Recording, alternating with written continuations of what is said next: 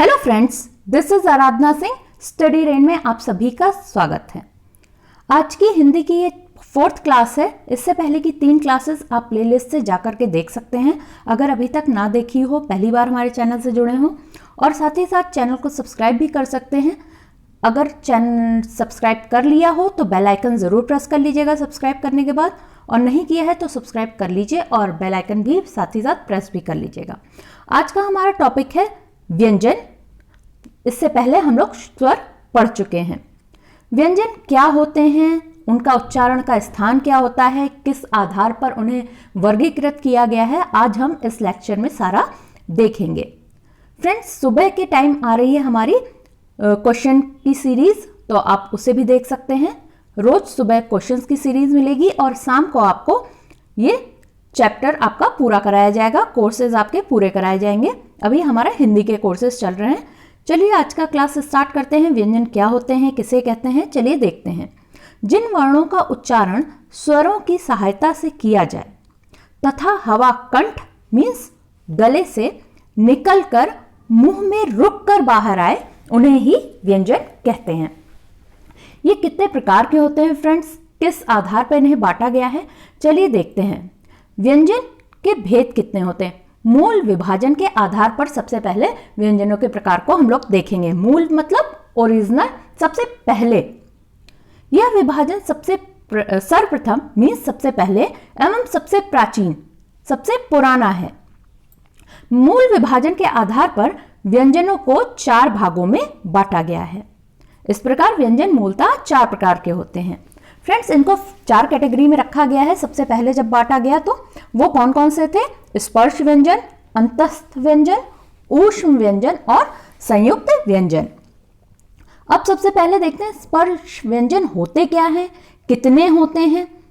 चलिए, स्पर्श व्यंजन वे व्यंजन जिनका उच्चारण करने पर जीभ मूल उच्चारण स्थानों जैसे कि कंठ, तालु, मूर्धा, दंत और ओष्ठ को स्पर्श करती है, इसलिए इसे स्पर्श व्यंजन कहते हैं। यह व्यंजनों के शुरू के 5 वर्ग होते हैं, इसलिए इन्हें वर्गीय व्यंजन भी कहते हैं। फ्रेंड्स, पहले क्या पढ़ा हमने? जो जीभ है आपकी, टंग है, वो कुछ जो मूल उच्चारण स्थान है जैसे कंठ हुआ, तालु हुआ, मूर्धा हुआ, दंत, ओष्ठ हुआ, इसको टच करते हुए निकलती है, इसलिए इसे स्पर्श व्यंजन कहा गया। और फिर 5 वर्गों में इसको बांटा गया है। 5 वर्ग जो शुरू के हैं उन्हीं व्यंजनों को हम स्पर्श व्यंजन कह रहे हैं, इसलिए इन्हें वर्गीय व्यंजन भी कहते हैं। 5 वर्ग में बटे होने के कारण ये कौन कौन से हैं? क से लेकर के म तक के होते हैं। इनकी संख्या 25 होती है, 25 होती है। ये व्यंजन जीभ के मीन्स टंग के अलग अलग उच्चारण स्थानों के टकराने से उत्पन्न हुए हैं, इसलिए इन्हें उदित व्यंजन भी कहा गया है। कौन कौन से नाम हो गए? एक तो स्पर्श व्यंजन हो गया। क्यों? क्योंकि जीभ मूल उच्चारण स्थानों से टकरा करके, छू करके उच्चारण ये निकल रहे हैं, ध्वनि ये निकल रही है इन व्यंजनों की, इसलिए हो गया स्पर्श व्यंजन। दूसरी चीज 5 वर्ग हैं जो वो बांटे गए हैं, इसलिए इन्हें वर्गीय व्यंजन कहा।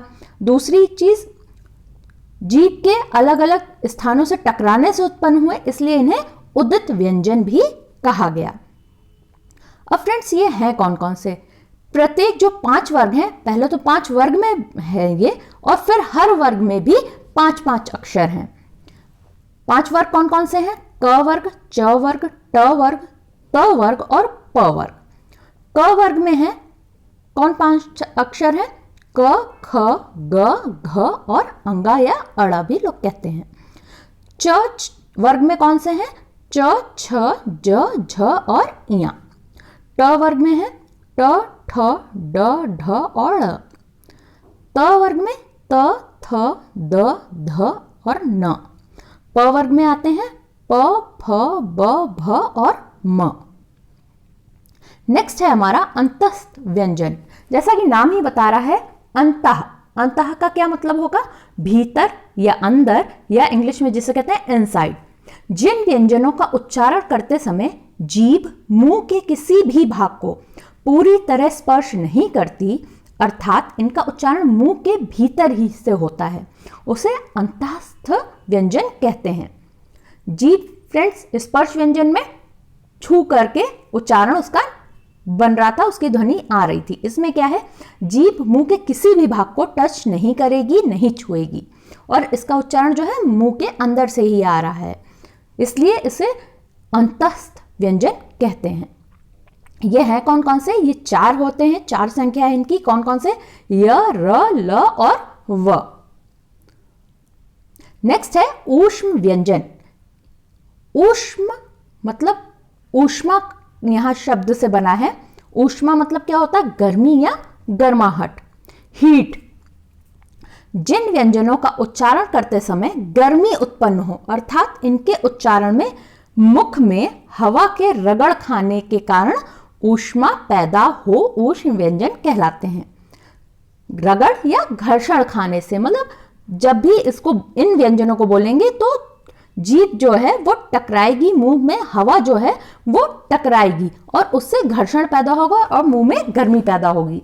इसलिए कहते हैं मुंह से हवा के रगड़ खाने से ऊष्मा पैदा होती है और इसी कारण इसे ऊष्म व्यंजन कहा गया। ऊष्म व्यंजन कौन कौन से हैं, श, श, श, ह। एक तो शलजम वाला हो गया, षटकोण वाला हो गया, सांप वाला हो गया आपका, और ह से हाथी वाला हो गया। इतने हो गए 4 ऊष्म व्यंजन। संयुक्त व्यंजन किसे कहते हैं फ्रेंड्स, जो व्यंजन 2 व्यंजनों के मेल से बनते हैं उन्हें संयुक्त व्यंजन कहते हैं। संयुक्त मतलब यूनाइट होना, एकजुट होना। तो 2 व्यंजन जब भी मिलके एक व्यंजन बन जाएगा उसे कहेंगे संयुक्त व्यंजन। वो कौन कौन से होते हैं, ये 4 होते हैं, श, त्र, ज्ञ और श्र। ये किसके किसके मिलने से बनते हैं, क्षत्रिय वाला जो श है वो बनेगा क और षटकोण के श से मिलने से। त्र बनता है त और र से, ज्ञ बनता है ज और य से, जबकि श्र जो है वो बनेगा श और र से। नेक्स्ट है, इसके कुछ उदाहरण देख लेते हैं। क्ष से आता है क्षमा, रक्षा, कक्षा। त्र से पत्र, त्रिशूल, त्रिनेत्र।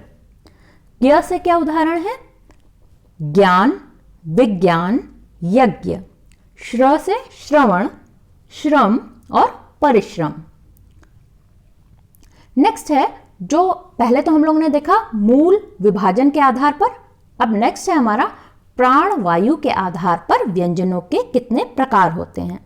प्राण वायु के आधार पर इन्हें 2 भागों में बांटा गया है। कौन कौन से, महाप्राण और अल्प प्राण।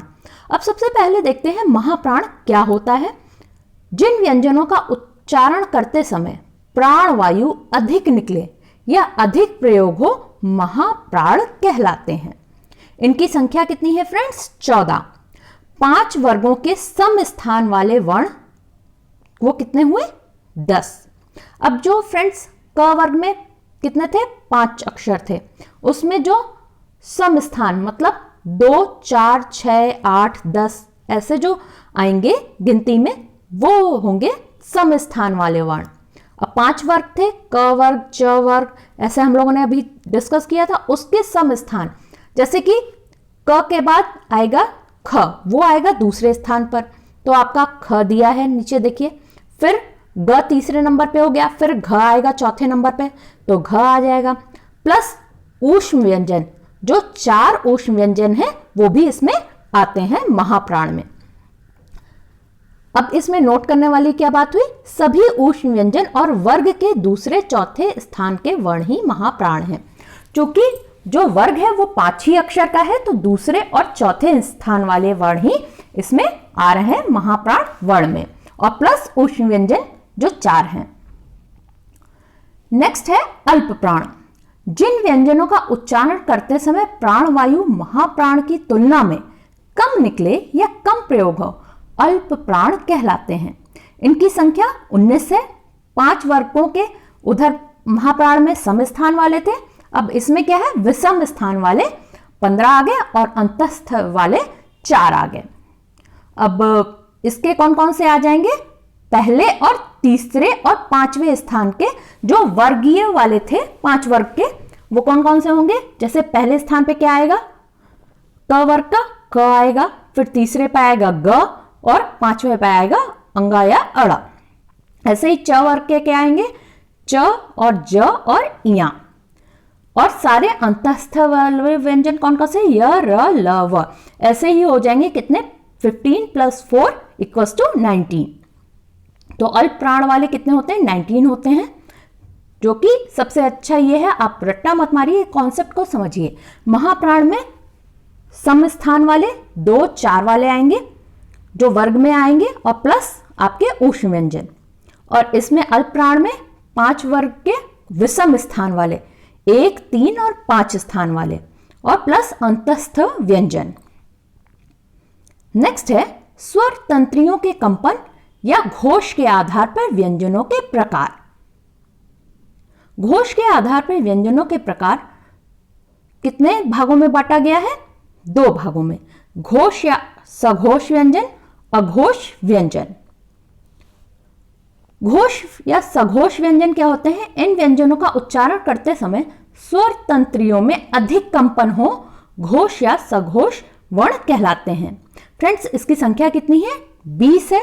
वर्गों के 3 4 5 वर्ण कितने हुए, 15 अंतस्थ व्यंजन और प्लस ह। अब इसमें क्या नोट करने वाली बात है, सभी अंतस्थ व्यंजन आएंगे, ह वर्ण आएगा, और वर्गों के तीसरे चौथे पांचवें वर्ण घोष वर्ण के अंतर्गत आते हैं। वर्ग का तीसरा अक्षर कौन सा होता है, ग सबसे पहले उसमें, फिर आएगा अड़ा, ऐसे ही सारी चीजें आती हैं। नेक्स्ट है, इन व्यंजनों का उच्चारण करते समय अघोष व्यंजन में पढ़ते हैं, क्या है, इन व्यंजनों का उच्चारण करते समय स्वर तंत्रियों में घोष वर्णों की तुलना में कम कंपन होता है, उसे कहते हैं अघोष वर्ण वाले। इनकी संख्या 14 होती है। वर्गों के 1 2 वर्ण वो कितने होंगे, 10। और ये 3 ऊष्म व्यंजन आएंगे, कौन कौन से, शलजम वाला श, षटकोण वाला श और साप वाला स।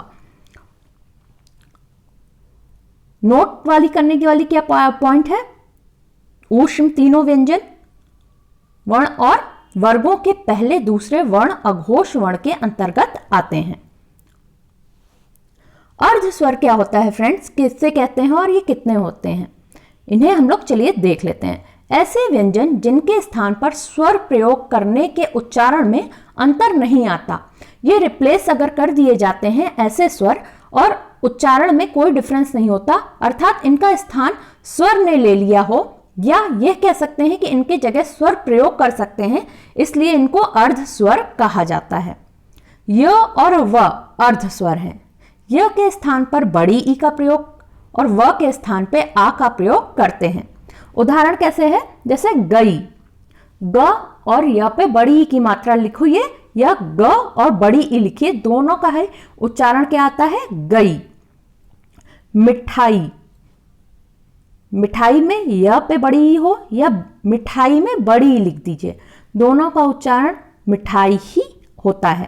कौवा और कौवा, तो वा हो या आ हो, यहां पर प्रयोग इसको कर सकते हैं, इसलिए इसे कहा गया अर्ध स्वर। य और व क्या होते हैं, अर्ध स्वर होते हैं। य के स्थान पर बड़ी ई और व के स्थान पर बड़ा आ आता है। नेक्स्ट है द्विगुण व्यंजन क्या होते हैं, उक्षिप्त या नवविकसित व्यंजन क्या है। ये एक ही चीजों के अलग अलग नाम हैं। जैसे कि हम लोगों ने पढ़ा था स्पर्श व्यंजन के भी वर्गीय व्यंजन, उदित व्यंजन नाम था, वैसे ही इनके उच्चारण में जीभ कहीं और टकराए और फिर कहीं और टकरा जाए, द्विगुण या उक्षिप्त व्यंजन कहलाते हैं। मीन्स द्विगुण और उक्षिप्त व्यंजन एक ही उसके नाम है, और इसका एक और नाम है नवविकसित व्यंजन। इन्हें नवविकसित इसलिए कहा जाता है क्योंकि ये वर्ण संस्कृत में नहीं है, ये केवल हिंदी में नए आए हैं, इसलिए इन्हें नवविकसित कहा गया है। इनको द्विगुण व्यंजन भी कहा जाता है। तो फ्रेंड्स, आपको एग्जाम में द्विगुण दिख जाए या फिर नवविकसित दिख जाए या उक्षिप्त व्यंजन दिख जाए, उसका मतलब यही होगा। ये व्यंजन शब्दों के बीच या अंत में प्रयोग होते हैं। इन व्यंजनों से कभी कोई शब्द शुरू नहीं होता, जैसे कूड़ा, सड़ना, पढ़ना, बूढ़ा आदि। यह दो होते हैं, ढ़ और ड़।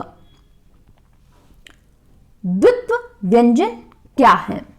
जो व्यंजन दो समान व्यंजनों के संयोग से बनते हैं वे द्वित्व व्यंजन कहलाते हैं, जैसे शक्कर, चक्कर, बिल्ला, दिल्ली, गद्दार या दद्दार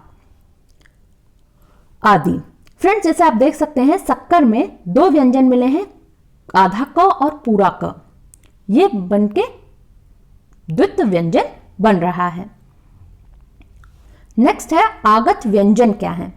कुछ व्यंजन बाहर से आए हैं जो हिंदी भाषा में स्वीकार कर लिए गए, परंतु यह हिंदी भाषा के नहीं हैं, इसलिए इन्हें क्या कह रहे हैं? आगत व्यंजन। आगत व्यंजन है ज और फ। अब उच्चारण के स्थान के आधार पर व्यंजनों के कौन कौन से प्रकार हैं? फ्रेंड्स, इसे भी जैसे स्वर में मैंने बताया था कि अच्छे से नोट कर लीजिएगा और इसको ध्यान से कर लीजिएगा, क्योंकि इसको पूछा जाता है हमारे एग्जाम में। कंठ से कौन कौन से व्यंजन उच्चारण होते हैं? एक तो क वर्ग के सारे होंगे और ह होगा। क वर्ग में क, ख, ग, घ, अड़ा, और तालु से च वर्ग च, छ, ज, झ, इया और य और श। मूर्धा से ट वर्ग ट, ठ, ड, ढ, ड़ और र और श। दंत से त वर्ग त, थ, द, ध, न और ल और स। ओष्ठ मतलब लिप्स पे आपके कौन कौन सा उच्चारण स्थान है? प वर्ग प, फ, ब, भ, म।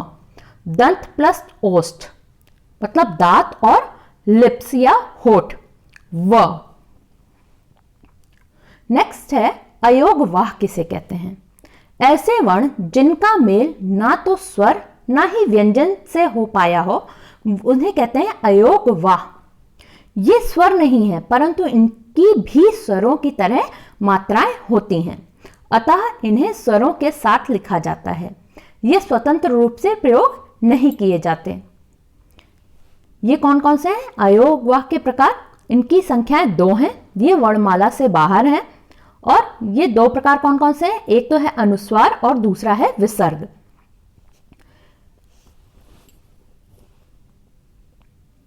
इनका उच्चारण जो अनुस्वार होता है, इनका उच्चारण नाक की सहायता से होता है, जैसे अंकित, अंक, जंग आदि। इनका उच्चारण म के जैसे होता है, मीन्स अंग की जो मात्रा होती है वही है अनुस्वार। और विसर्ग क्या है? इसका उच्चारण कंठ से होता है, जैसे दुख, प्रायः, प्रातः काल, दुशासन आदि। इसका उच्चारण ह के जैसे होता है। थैंक यू फ्रेंड्स, आज के लिए इतना ही। आप हमसे फेसबुक और टेलीग्राम पर भी जुड़ना चाहें तो जुड़ सकते हैं, लिंक डिस्क्रिप्शन बॉक्स में दे दिया गया है। और अगर अभी तक हमारे चैनल को सब्सक्राइब नहीं किया है तो सब्सक्राइब कर लीजिए, बेल आइकन ज़रूर प्रेस कर लीजिएगा, और वीडियो अच्छा लगा हो तो लाइक कर दीजिए, अपने फ्रेंड्स में शेयर कर दीजिए। थैंक यू, जय हिंद।